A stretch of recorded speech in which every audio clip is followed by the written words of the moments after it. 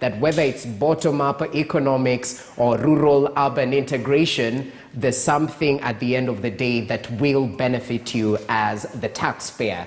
Well, we'll definitely talk about that. Also taking a look at the latest developments. Today's dailies are filled with the latest political developments. Just yesterday, a lot happened in Central Province. ODM leader Raila Odinga was there. We'll highlight that, what stories have been covered on that in today's dailies. Also on the NASA fallout and the sharing of funds. More information on schools reopening, much more on the press dailies. But before we do that, let's take a look at the international dailies, what's transpiring closer home. We begin with the Daily Monitor as usual, the latest from Uganda. And one of the main stories right here, Wananchi, land taken by Museveni for barracks ends in private hands. The landowners claim that President Museveni convinced them to part with their land, saying they would be compensated. More details on this particular story, quite unfortunate right there. Even as more details emerge from Uganda, Micho returns as Cranes coach. The latest in the world of sports, fresh queries over a car deal with Russian firm, some bankruptcy-related litigation right there, and of course other details covered on Daily Monitor. Make sure you're informed. Over to the East African, what's happening in the region? Chadema leader Mbowe charged with terrorism, and of course Tanzania and the region was awash with the arrest of the Chadema party leader. Now, according to the state prosecutor, he had been charged with 2 counts of economic sabotage, crimes that do not allow for bail in Tanzania. You can sort of read the game right there. Even others were questioning whether it's a return to Magufulism. More details on that particular article. Samia to get COVID jab on Wednesday. Of course, so much focus even after they received 1 million Johnson doses at the weekend from the United States. And this is definitely turning a new leaf in Tanzania's fight against COVID-19. 42 killed in extrajudicial killings in South Sudan.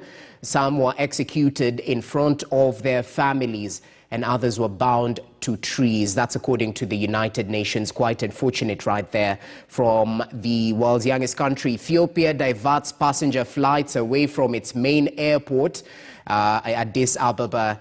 That is the issue. Area where there are issues, planes have been diverted to near airports. Suspect in attempted stabbing of Mali interim president dies while in detention amid investigations into that particular attack. A lot happening in Mali due to the round of coups that have happened in recent past.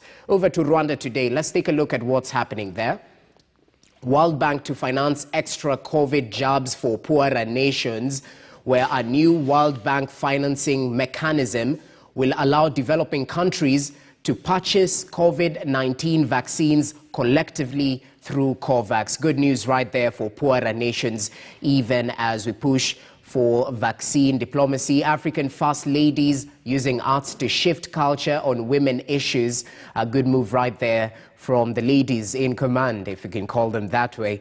Rwanda extends lockdown by 5 days. The current lockdown was imposed on July 17th and was expected to end on July 26th. 5 more days for Rwanda. More details right there. Over to the Citizen. What's happening in Tanzania?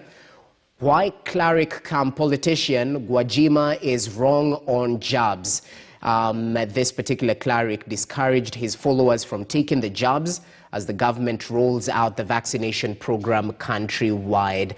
And of course, a lot of work needs to be done by the government in terms of informing the public on the benefits of taking this vaccine amid such statements ever so often. Even as the president is set to get the first COVID-19 vaccine on Wednesday, it will be good in terms of outlook and of course changing the public's perception towards the vaccine. Climate change hazards yearly cost African economies $100 billion.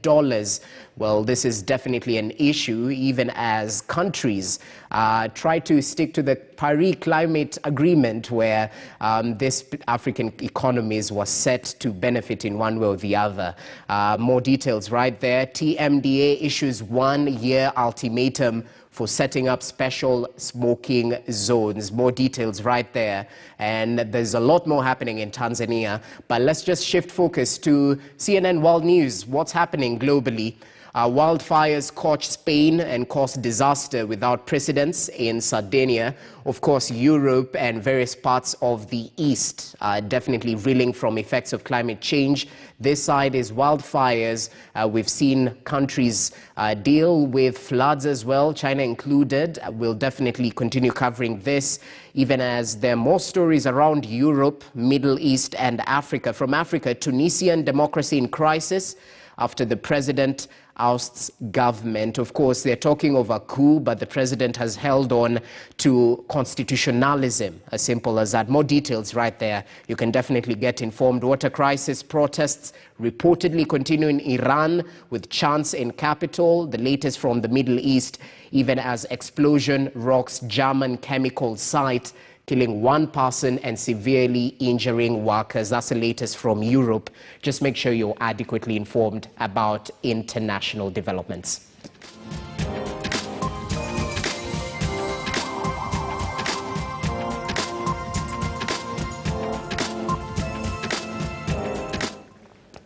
Okay, so that's the latest on the international scene. Let's just take a look at the front page of today's dailies. I'll just paint a picture of what you can expect even as you go out and grab yourself a copy. The Standard going big with the NASA fallout, where it has been revealed how NASA will exactly share the millions from the political party's fund. And they say they're smiling to the bank. Interesting caption right there, where the 4 estranged NASA partners will share 153 million shillings out of the 489 million from the political party's fund after ODM had a change of heart. Even as Raila yesterday stormed the president's backyard with an eye firmly fixed on 2022. That's on the front page of the Standard. Over to the Daily Nation, sort of a similar story. NASA fallout, Raila's 5 options. And it's all to do with the realignments. Kalonzo's Wiper and Musalia's ANC left NASA for One Kenya Alliance. So they've rolled out 5 options right there. Conclude deal with President Kenyatta's Jubilee to forge a new coalition. One option right there. The other being rebuilding NASA from the ground up and court new allies. He also has the option of capitalizing on the NASA dissolution to join One Kenya Alliance and push for competitive selection of the flag bearer. Those are the raft of options, according to the Daily Nation, on the table of the ODM leader Raila Odinga following the latest developments, as NASA seem to be old news and One Kenya Alliance seems to be the area of focus right now in terms of the latest coalitions. So that's on the front page of today's dailies, and perhaps you can just take a look at similar stories in line with this, especially this one on the sharing of revenue amongst the NASA parties. And today's dailies, as I mentioned, have sort of broken it down, where ODM will get 55% of the money, roughly 187 million. This is due to the parliamentary votes that each party garnered. Wiper Party, 20.6%, 70 million, roughly 12.9% to ANC. That's 43 million. That has been broken down on today's Standard. So make sure you're adequately informed about that. But let's take that particular story right now, where 4 opposition coalition affiliate parties are set to receive a total of 153 million shillings out of the 489 million disbursed to Raila Odinga's Orange Democratic Movement. The sharing of the funds from 3 financial years is tabulated based on votes attributed to parliamentary seats by the 5 National Super Alliance partners. That's ODM, Wiper, Amani National Congress, Ford Kenya, and Chama cha Mashinani. Now, our senior political reporter Duncan Haemba paints a picture for us. Take a look. After a protracted revenue cake fight that has seen 3 NASA affiliates declare quitting the union, ODM, which had been described as bullish, seems to have finally been cornered, twisted and beaten into submission and agreed to share the revenue cake. According to the sharing formula released by ODM, Kalonzo Musyoka's Wiper Party will receive a total of 70 million for the 3 financial years of 2017-2018, 2018-2019 and 2019-2020, while ANC of Musalia Mudavadi will receive 43.9 million. Moses Wetangula's Ford Kenya will receive 36 million, while Chama cha Mashinani CCM of ex-Bomet Governor Isaac Ruto will receive 3 million for the period. Of the total disbursed amount, ODM will retain 179.8 million, being money attributed to votes from gubernatorial and county assemblies. The 5 parties will then share 308 million, being shareable revenue based on their numerical strength in Parliament. Based on the numbers, ODM will take 187 million on top of the 179.8 million. In both the National Assembly and the Senate, ODM has 94 seats, accounting for 61% of the NASA strength in Parliament, while Wiper accounts for 18%, having 27 members. ANC has 17 members, representing 11% of the coalition's numbers in Parliament, while Ford Kenya has 14 members, representing 9%, and CCM 2 seats with 1%. Yeah. Under the suggested formula, ODM will take 188 million of the 308 million, leaving the balance to the 4 partner parties. Details of how 4 outfits will benefit from the political party's funding is contained in a letter by Raila Odinga to his now estranged political partners. The decision to share the contested money was a climb down by the former premier, who has previously insisted that he did not owe his coalition partners even a cent. It is, however, perceived to be a last-minute attempt by ODM to woo back their partners, who have since resolved to sever links with him in the run-up to next year's polls over political mistrust. When it comes to resource sharing of political parties, we should do it on the basis of trust. The Political Parties Act of 2011 sets aside 0.3% of the national government revenue to finance activities of political parties. Duncan Haemba, KTN News. So I'll start with how Duncan Haemba just ended. Political Parties Act 2011 sets aside 0.3% of the national government revenue for political parties in order to finance their activities. But a political party receives zero funding if it does not secure at least 5% of the total number of votes at the preceding general election. That detail, or more details rather, covered on page 4 of the Standard. And they've definitely broken it down on how ODM is set to share funds with the NASA coalition partners. And I happen to have a member of the partner right here, Bunyasi Sakwa, who's a Nambale Member of Parliament, belongs to the ANC party. Thank you so much for your time and good morning. Thank you. Good morning, Jesse. Well, you seem to be smiling to the bank as a party. Talk to us about perhaps your reaction in terms of the hardline stance that was taken previously by ODM party, and then a quick shift of focus. Right now, they seem to at least try a last-minute attempt to woo back their partners. Do you look at it that way? Yes. Thank you very much. The intention of the Political Parties Fund was to help political parties who in our own constitution are the pillars of our democratic setup. That strong parties, democratic parties, could then result also in better governance and better governments because they'll have trained and set up the structures. So it's for the public good, that this is a public interest, and in the public good that monies from the taxpayer go to political parties. But so that to avoid, because Kenya has, I don't have the actual figure, but I'm sure there are something like over 50% registered, no, not 50 political parties, over 50 political parties that are eligible to contest any election, any one of our general elections. Yeah. To ensure that the fringe players don't come in simple to tap in the cash, you have to get a certain minimum number of votes, which you have indicated clearly to the viewers that it was 5% of the vote cast in the preceding election. Now, among those parties that were eligible, obviously the bigger ones, Jubilee on the one hand, Jubilee Complex on the other hand, and the NASA Complex on the other, and there was really nothing in between.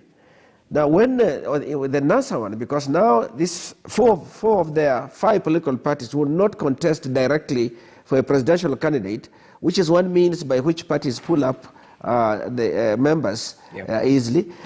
They came to an agreement. In that agreement, the agreement was how they would share the presidential vote, and the rest of it would how the MPs and MCAs and all this would be bundled together and calculated in a ratio. So this is good news. Anything into the bank of a political party is good news, anything at all. The bigger you are and the more desperate and needy one can easily become. So I find that the ODM's initial reluctance was purely a political strategy, expecting to sort of hobble the operations of the partners. And it was pretty rough internally without going into any gory details of it. But that there was some relenting for whatever reason. One immediate reason for relenting, of course, was that now everybody needs everybody else. So there's more willingness to discuss and negotiate. So I think that's why this has happened. I think political parties will appreciate in some way, maybe not be satisfied. I don't think ODM will be satisfied.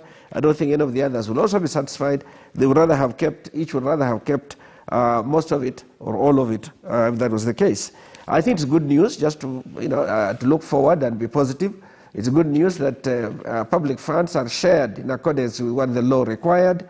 And contrary to what people said, there was no agreement. There was a clear agreement in NASA. I, having participated as one of the co-chairs of the NASA coalition, and this was checked and cross-checked by I don't know how many lawyers, and finally deposited with the registrar of political parties and accepted. It therefore became part of the political fund sharing formula as is expected in the law. Okay, so ODM was sort of trying to play games, if I can quote it that way. That's why they're getting a bit tight-fisted over monies that were not entirely their own. Okay, okay. Well, more details on today's papers. But I beg to ask the question, the political implication of this. This means NASA is not the way to go for ANC party right now. What's the end game here, I beg to ask? Are you still willing to unite with Raila Odinga, the ODM party, who has been termed as a bigger brother who has bullied these small parties? Talk to us. Let me start by being magnanimous on this issue, and maybe we can drill down to it is important, given what our constitution requires, that political parties come together. We don't have any political party so far that feels so confident and they want to go into the election without any coalition with anybody. What are these primary conditions? Very basic one is that you must garner 50% of the vote cast, the valid votes cast, 50%. 2, that you must win a majority of the counties, a simple majority of the counties. You must get 25% in a simple majority of the counties. We have 47 counties, so what will make it 50% is 24. That makes it 50 plus, but 23 would be less than 47. So we go to 24. So you must win 25% of the votes cast in those 24 counties. Okay. Now, that is can be a tall order. So parties, to be on the safe side, coalesce with parties of like mind, or coalesce out of need, geographic spread, so they can reach out to those 24 counties. So coalitions are going to be an essential part of how we do our business going forward. Now, it's also possible, of course, to go into an election without a coalition, wanting to make a statement of what your policy stance is, wanting to win those who are attracted to your policy stance, or whatever other factors may be of importance, including even geographic factors, how we have ended up with political parties in the northeastern corner. We had Party for Economic Empowerment, I think something like that. Yes, yes. And it sort of spoke to the issues in that locality and in that geographical setting. We have political parties that have in different regions or have their bigger strength in a particular region. ODM, Lois National Party, its core is in Nyanza, and there's no doubt about that. ANC, Lois National Party, its core is in Western, and so on and so forth. And Jubilee has a similar structure. As you know, Jubilee, it was not just TNA and the URP, it was a whole host of other parties, Government of National Unity, PNU, and many others, and so on. So that happens all the time. But this is a complex board game at some stage. Beyond what happens on the ground, there is a complex board game which is not all coordinated, which is that each political party will say, how do we foster our interests better? Who can we work with? What will that person bring on the table? In terms of perhaps issues of interest to that part of the country, which we can tap in. How can we bring friends on the table that will be able also to contribute to the cost of running an election? All right. And so on and so forth. So coalitions are going to be made. Now, who goes with whom exactly? It's a bit of guesswork, you could say. Not entirely guesswork, because we don't know the facts fully, but certainly we know there's going to be combinations and permutations. Quite so. And we know there will be deceit as well. There will be, oh, yes. You're bringing in partners that you do not know fully. Exactly. You aren't born together, you are not bred together, so obviously there will be issues there. Definitely. I'm joined by one such partner right now, ODM affiliate Member of Parliament from Dhiwa constituency, Martins Owino, joining us from the Coast region right now. Thank you so much for your time, sir, and good morning. Perhaps you can start off on the last-minute attempt by ODM to woo back their partners. This is in time of the hardline stance that was taken by the party in terms of sharing these funds, and now they changed their stance. What say you about this? Were you trying to woo partners back? Thank you, Rogers. Good morning. Morning. Yeah, you know, in a household, when siblings are rivalry and all this over milk, some might claim even milk which is not theirs. But as a father, you have to find a way. I think what was being claimed for was not real, and I think Raila had to go back and find out in peace in that house. So it's not really sitting because of weakness or batter to the corner. But Raila has portrayed the fatherhood here, and I always say Baba is always Baba because he always look for peace. So he has come with the formula. This has been given to partners, and I hope they will accept it and move forward. What is required here, Rogers, is kind of maturity and unity so that people can move forward. If a house on fire and people walk out, that means they cannot resolve a crisis or issues. That is not very good.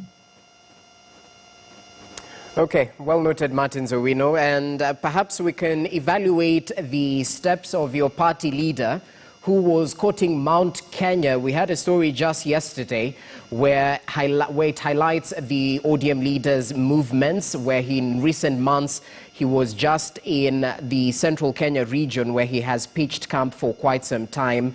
And just yesterday, he sort of toured Murang'a County in one of his many attempts to woo the region ahead of next year's elections. Remember, he's not the only party leader, the only presidential candidate perceived to actually have their eye in central Kenya. Let's take a look at what transpired yesterday in this particular report.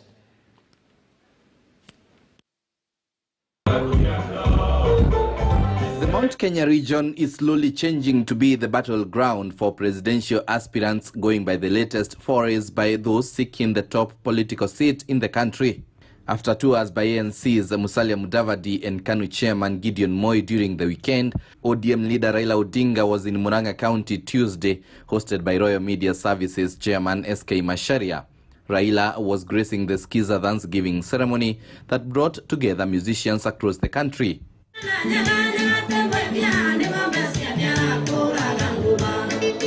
Though a musicians' Thanksgiving event, succession politics took dominance as Odinga received endorsements from leaders present, mostly drawn from the handshake team. Tunashikana na Raila Amolo Odinga. Na tuko pamoja na hiyo you can take to the bank. He is a nice man. He has worked for this country. He has suffered for democracy. And I think his time has reached. Reports indicate that President Uhuru Kenyatta, who is currently on a 3-day tour in United Kingdom, was scheduled to grace the event. That Odinga attended the Thanksgiving at this time, instead of waiting for an opportunity when the president is present, is raising eyebrows.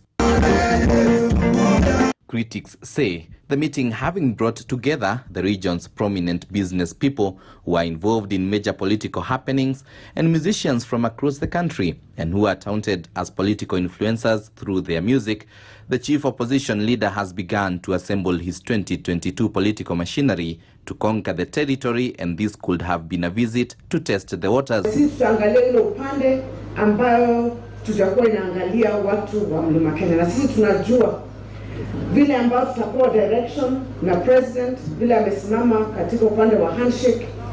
Tunajua yeye anajua kile sisi ambayo hatujui, kwa sababu yeye ndio amefika wapi pale. Saa ingine kuja lala huko, enda kanisa Gatanga, zunguka watu wa kuone hapa Mlima Kenya, ili watu wajue hii jamba. Tembea Central. Uliona wakati ulikuja Nyeri, tulikukaribisha. Hapa Murang'a umekaribishwa vizuri. Tunataka utembee pembe zote za hapa Central. Unlike other politicians who have toured Central region, Raila received a massive boost as a section of leaders from the region embraced his tour while endorsing him for the presidency. And we know where and who can be able to help us to take this country to the next level. Sisi tukiangalia hiyo timu nyingine, Your Excellency, naona ni wakora tu. Ukiangalia pande hii, you can see the entire business community is here. That shows a lot of confidence in your leadership. You cannot fail to be the president of this country because you come from either Rift Valley, or because you come from the Lake region, or because you come from the mountain. And it doesn't come in. And we want you as artists to try and create that national thread. Bring us together. For the past few weeks, Raila has held several meetings with top political leaders in the region, with today's meeting said to be one that Odinga may use to rebrand himself to Central Kenya, where he has been sold as a political enemy of the region. Odinga announcing that he will have more meetings in the region alongside President Kenyatta. Kuna kitu kingine kitatokea, wengine walikuwa haamini, lakini ninatoka hapa na mpya ya kuunganisha Kenya kwa sababu ya ile handshake. Usunguke Kenya hii, nyinyi watu wa Central, wakati BBI itapita, ndio mtakuja kujua kitu gani huyu mzee anawaletea watu wa Central. As the scramble for the vote reach Mount Kenya block intensify, only time will tell if Odinga will manage to penetrate to the region that was once a political unfriendly territory. Daniel Kariuki, KTN News. Well, so much focus on the mountain. Musalia Mudavadi had camped there for the last 2 weeks. And this perhaps is an attempt to sort of cure the Raila phobia in this particular part of the region. And just yesterday, Raila Odinga mentioned that he would embark on a joint unity rallies with President Kenyatta just a day after he lost his key ally, that's Kalonzo Musyoka, another NASA leader. Of course, let's start on that particular note. Martin Zowino, I'll start with you. What's the game plan here? It seems that he's hell-bent on definitely going into 2022 as a presidential candidate.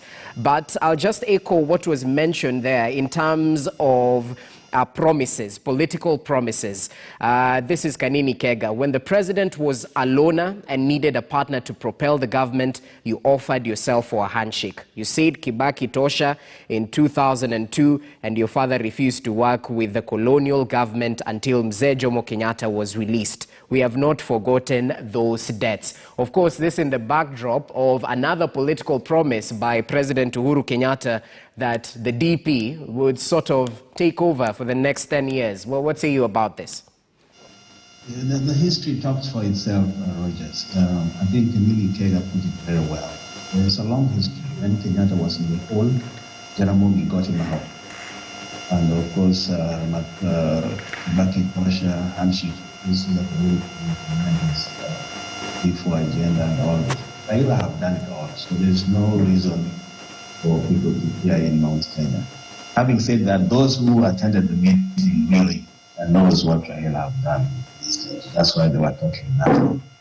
But as I said, any political engineer like Raila Odinga will put many people on jittery seats. We have just made one attempt to go to the mountain, and then people are scampering everywhere. Other people have come to there. So our strategy, and which I love Raila most for, is to keep people guessing what is the way forward. And Rogers doesn't need Uhuru to introduce him. Okay. That is a place he can go for himself and look for votes. And remember, we are still just organizing ourselves. He has not even officially announced. When that comes, and I said when the rubber meets the road, we will see many strategies. Having said that, it is good also to say kudos to the musicians. Our artists are really suffering, and I think that event by SK was a very good thing for them. So the person to watch in this coming election is Raila. And I pity those who are political novices because they will not know what is the next move. And I hope they can stay tuned. To our brothers who are trying to move away, please stay. Don't move when the eggs are almost hatching. The door may slam after you, and coming back may be a bit challenging. So stay put. You know, and I know when there is a problem. Don't run away. This is my appeal to them, Rogers. Thank you. Okay. ANC, you've been requested to stay put, don't run away when there's problems. Perhaps a rebound, Sakwa, kindly. Unfortunately, I couldn't follow entirely what my colleague was saying. The audio part is not working for him. You know, in intense relationships, where you're not just seeing each other from across the valley, but you probably live together.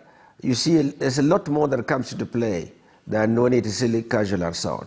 I think that there are complex relationships among parties, political parties, but because our political parties, even though they espouse certain policy positions, ideology, as you might call it, they all do, most of the considerations in coming together are personal, are interpersonal. It is Salia coming together with Raila, Kalonzo coming together with them, or with either of them or others, Uhuru leading a party called Jubilee, and Ruto leading, and so on and so forth. It's rarely a description of where they stand on issues, socio-economic issues. Where they stand politically, we know. They want to stand where, position themselves to win an election. That's about it, to win government. But then they don't give you a good idea of what they'll do with the government after they take it. So unfortunately, despite this, which fairly deep experience over the last 10 years in the discussions leading up to the 2010 Constitution and since then, that Kenya would have gained sufficiently now to be able to say, let us think about what it is they're bringing on the table, or propose to bring on the table. What kind of government would it perhaps be? Kenya is still avoiding that. Now, this Mount Kenya thing, for example, there is a mad dash to go to Mount Kenya because Mount Kenya has been voting in a certain pattern that was where the others simply topped up. But now people are feeling that maybe for once they will begin to choose with whom to go to bed with. They're going to choose with whom to walk the journey with. I think that is more Christian. Yeah. And so everybody's rushing there, but still we're making the same mistake. We are saying Musalia has been there, he's going there. Raila is starting to go there. Uhuru sits on the mountain, as it were, and so on and so on. I think we should be saying what it is in our changed circumstances in this country and this economy that now needs to be, that these people must be going there to speak to. It's not just the personality. That sometimes does matter, of course. It's not zero. The weight is not zero. But the important thing is, so what are they saying about the Kenya of 22 and beyond? What opportunities have been brought by virtue of the fact that the ruling party is probably not likely to be the one in power again next year, given the issues within it and the issues across the board that there might be. But there are critical influence in it because they have numbers and so on. But what do these numbers want? I mean, if I get a chance, I'll say a bit of that. My message that I got from there, because I was on part of that trip in the mountain. I went to Nyeri. I did not go to Nyandarua because I had other big commitments. And I've been to other places there in different capacities. Is that they do want a sound economy. And even when you get people commenting, they would say, let our matatus run, let our kiosks function. That tells you clearly that people are looking for an environment that's conducive to the implementation of sound business, small business and maybe big business as well. It's the economy, it's peace and the economy. So I guess candidates must begin to address on their side how they'll address this. They will try and outdo each other. But the bottom line, and remaining as an impartial commentator, the bottom line that then you must appeal, not just to the kingpins of the region, you must appeal to the voters of the region. The voters, precisely. As we conclude on this particular matter, Sakwa Bunyasi, are you worried about the NASA breakout right now? Because two parties seem to have sort of ratified their move out. ANC, we had the Wiper Party just yesterday. But Ford Kenya, of course, there are a couple of legal issues bedeviling the party. We also have CCM, and it's allied to Deputy President William Ruto right now. What say you about that? According to the agreement of NASA, again to summarize it, there were 5 political parties, and the agreement says if up to 3 partners leave, NASA will be considered dead. If any one party can leave, and there is a protocol to be followed when a party exits ANC and NASA. In terms of how you notify in writing to the registered political parties and other administrative details within NASA itself. If we follow that formula, CCM left already, effectively. What they may not have done, maybe they have, I must confess I don't have those facts as I speak now, whether they did quit and pull out by notifying the registered political parties or not. If they did, that left 4. If they didn't, they're technically hanging in there, and that I need to verify. I know for a fact that both ANC and Wiper are going to leave through the formal processes of notifying the registrar. If that were to happen, CCM plus these 2 other parties, ANC and Wiper, then that would be 3 parties having quit, and NASA would be technically dissolved. Now, there are implications when you dissolve NASA. There's NASA, the political structure that facilitated the last elections, very close elections, as you might recall, contentious in some ways. And the advantage there is that then you see you go as a unified force with a collective vision within that force, what you'll do for the people. And the people don't have such a complicated situation choosing between 2 or 3 people contesting rather than 25 parties or something like that. So the dissolution of NASA is like the dissolution of any partnership. It can't be always celebrated. Even though you might celebrate, a partner might say, I'm glad I'm out of that. But sometimes they might say, I would have been better off on this issue if we had been together. And so I'm sure there's that 2 sides of the coin, and so on. So that you cannot dismiss those feelings. There's been a tendency for people to show a certain measure of arrogance that I think needs to quit from our politics. That I think we should just stick with what the issues are If a political party has left, what do they stand for? Is there a gap there? Okay. If they remain, All right. how can they fill up the gap and so on, so that we can grow this politics and grow this country?